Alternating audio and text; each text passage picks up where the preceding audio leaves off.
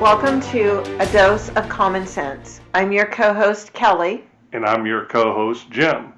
And we're doing this podcast because etiquette matters, and we want you to enjoy the journey. I'm going to read you a little passage from our reference book. It's Emily Post. Why Etiquette Matters. Etiquette is the fuel that powers relationships. Emily Post said, etiquette is the foundation upon which social structure is built. Every human contact is made smooth by etiquette or awkward by lack of it. It's that simple. So we do this to try and help you understand what proper etiquette matters and common sense is. Today's episode is... Yep, this episode is all about RSVP. Respond, s'il vous plaît, is French. That's where it came from, RSVP. Mm-hmm. Kelly's going to read a little passage of what Emily Post says are the rules, and then we'll get into it because this one is a hot topic at my office. So, how do I respond? Here's a couple. Respond in a timely fashion. Ideally, do it right away before you forget. If the RSVP or an enclosed card includes a request that you can reply by a certain date, mail written replies as they will arrive no later than that date due. Secondly, reply in the manner indicated on the invitation. If the RSVP appears as an invitation with no other notation and no reply card is included, then you're expected to send a handwritten response to the host at the return address on the envelope. When there are several hosts, the name and address of the person who is to receive replies will be written below the RSVP. When replies aren't requested, you aren't expected to reply to an invitation that has no RSVP or regrets only notation. However, it's always polite to notify the host when you can't attend. A phone call will suffice, though you might send a personal note or an email. Okay, so there's different versions here because some of us have emails that we get for a work event that we're invited to. And sometimes we're invited to a workshop and there's always a special person listed that you have to RSVP to. Those you can RSVP by email if you're receiving it via email and they're telling you to respond to this person. But if you're getting a wedding invitation in the mail or you're getting a 50th wedding anniversary in the mail or a 50th or 60th surprise birthday party and there's an RSVP, it's important to let those people know either your regrets or you are coming, because people rely on they rely on their numbers because they're normally catering an event or they're providing food for a birthday party or a surprise party, etc. And they just need to know, do I have 40 people coming? Do I have 75 people coming? It's just respectful.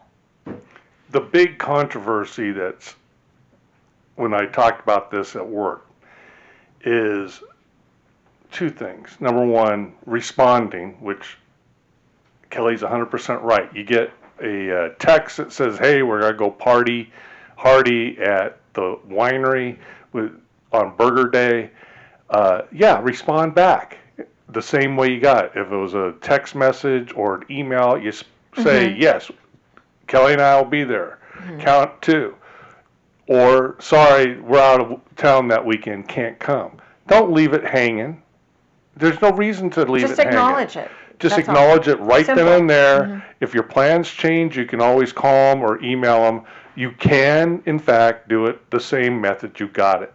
The other thing that is, our daughter got married, and she used a website for a lot of her stuff, like a lot of people use printing, Evites and different and they do Evites like Eventbrite, and there's all these different wedding and event items out there that are virtually free, and it tallies everybody for you.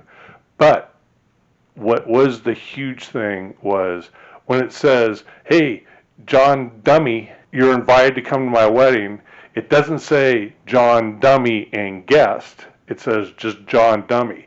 That doesn't mean you respond, yeah, I'm coming, and then bring your 1 week old girlfriend yeah. to or have, or a friend, right? Or whatever it is. Right. You don't bring your tag along that's brand new to you to go and sit down and eat when they're going to be catering the meal, and it's going to cost probably $30, $40, $50 a person. Do you really want this person to pay for dinner for your date? That's what it basically is. That's disrespectful. Yeah.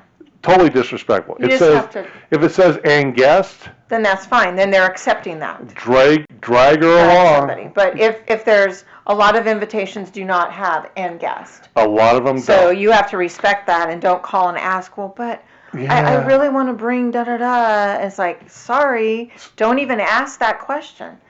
They may be on a budget. They may be in a small place and they can only have a certain number, so they had to cut it down to only so many people, and you should feel lucky that you were one of the That's what was going on with our daughter's wedding. They had a max amount of people that could show up at the venue, and it was a gorgeous venue. It went off without a hitch, great food, but if you aren't going to show up, you got to tell them well ahead of time. Mm-hmm. You don't wait till the very last day to mail it, because now they're saying, oh, Uncle Dorky's going to be coming along, okay? We'll just go ahead and pay for it. And the guy doesn't show up, what does that do? Right. It causes nothing but pain, because now you got an extra person you're paying for at that high price. Just be respectful. Just send a regret. If you can't go, just send back, unable to attend, out of town. Sorry, I'm missing it. When it's time to do RSVPs, do them early, do them quick, get them done. Don't wait, so that the people on the other side can plan for you.